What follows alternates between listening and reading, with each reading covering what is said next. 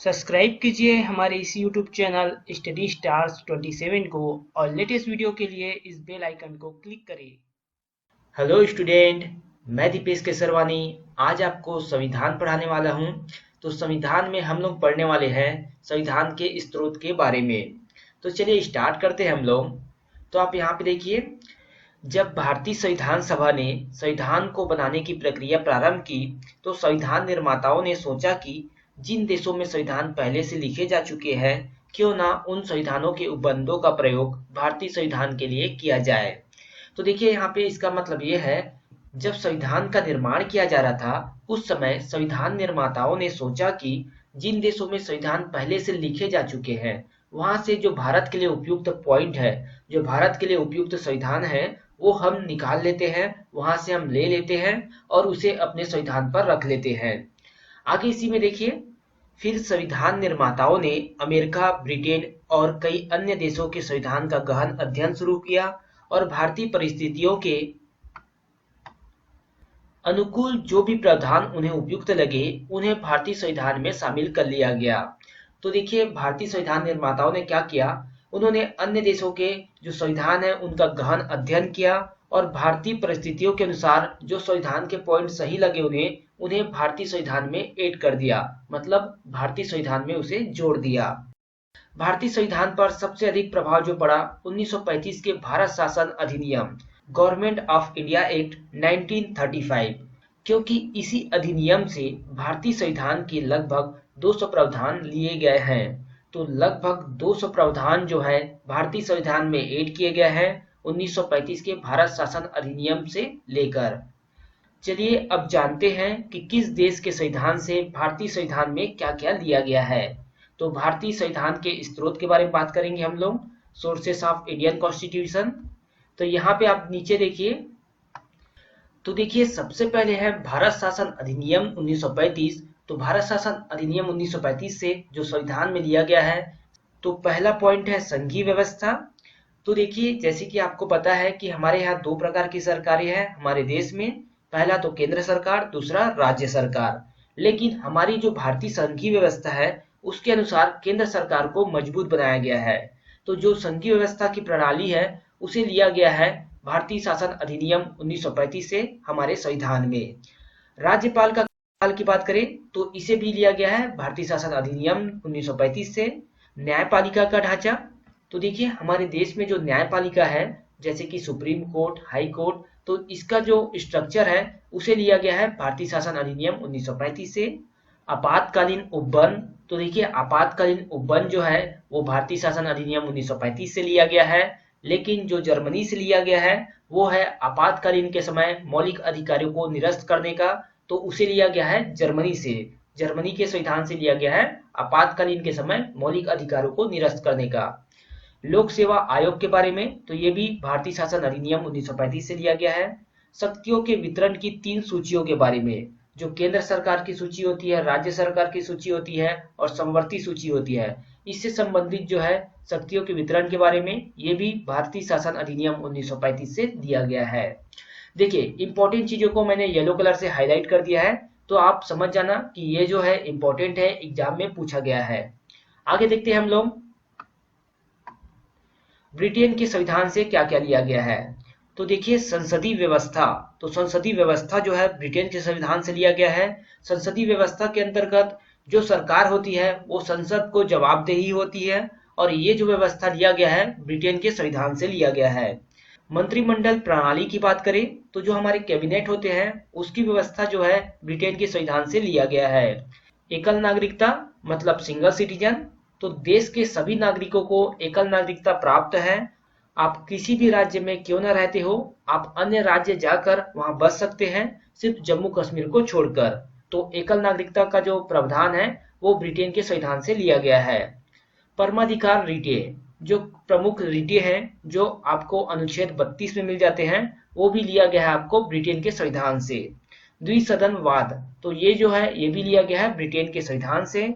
संसदीय विशेषाधिकार, तो संसद को जो विशेषाधिकार प्राप्त है ये भी ब्रिटेन के संविधान से लिया गया है।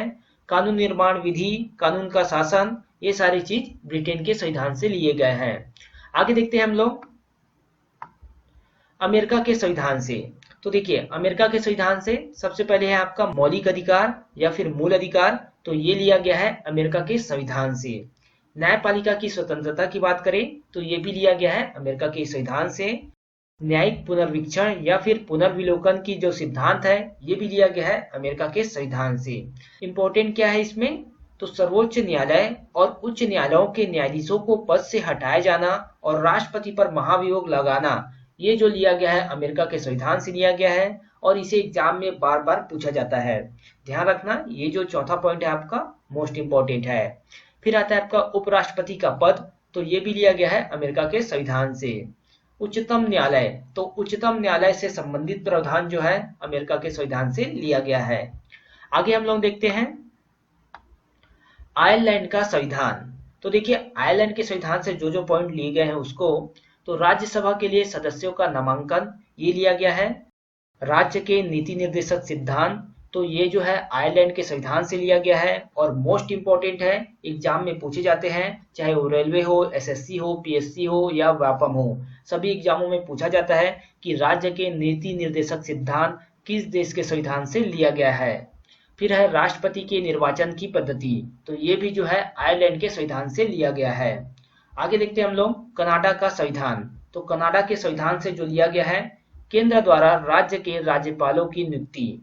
देखिए उस समय हम लोग ऊपर पढ़े थे राज्यपाल के कार्यालय के बारे में और यहाँ पर है राज्यपाल की नियुक्ति के बारे में, तो ये जो है कनाडा के संविधान से लिया गया है।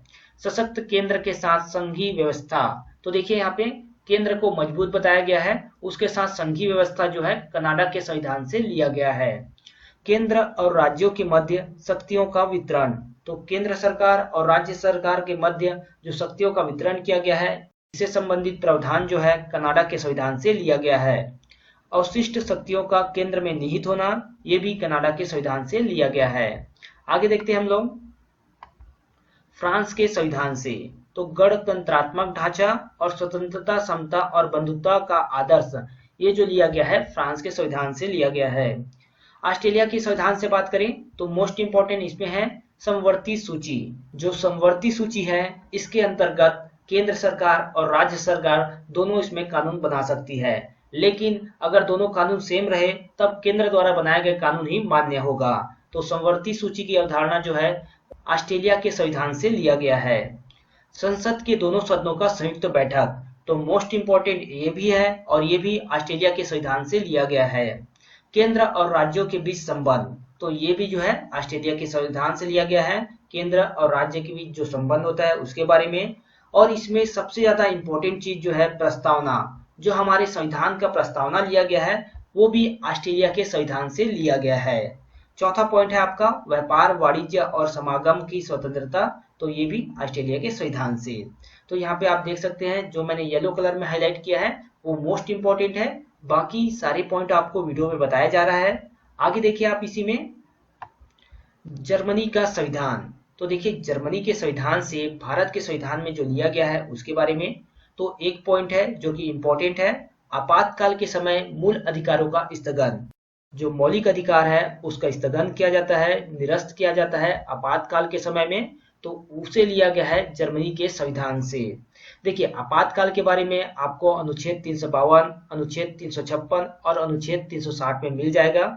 आप जब हम पढ़ेंगे अनुच्छेद के बारे में उस समय आपको बताया जाएगा कि अनुच्छेद 352, 56 और 60 में क्या दिया गया है।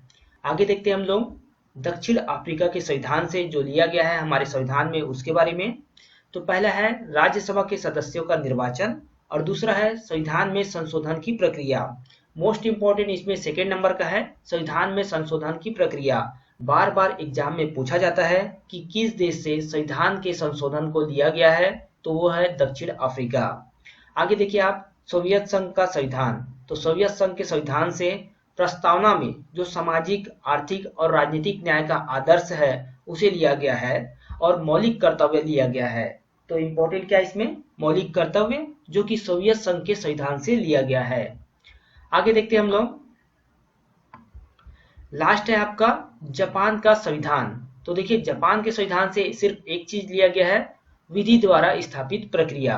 विधि का मतलब होता है कानून, तो कानून द्वारा स्थापित प्रक्रिया है वो जापान के संविधान से लिया गया है।